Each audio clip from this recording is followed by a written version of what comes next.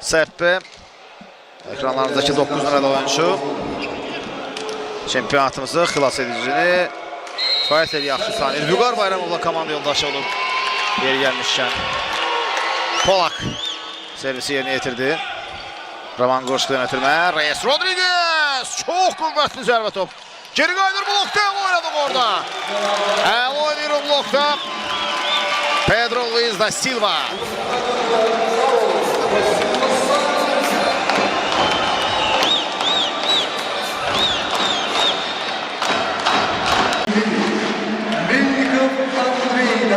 Andrei Melnikov oyundadır.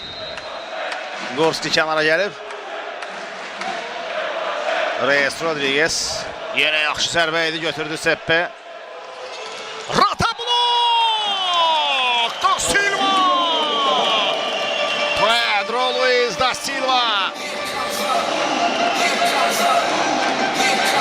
Divar kimi dayanır orada Brazilyalı. Pedro.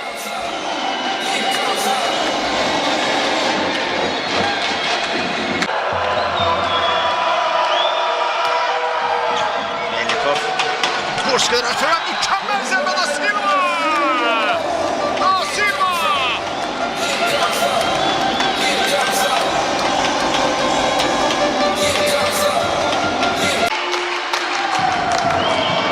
İvanov topayla daxil etdi. Gorski'den qısa ötürən gözəl zərbə idi. Çox gözəl zərbə idi.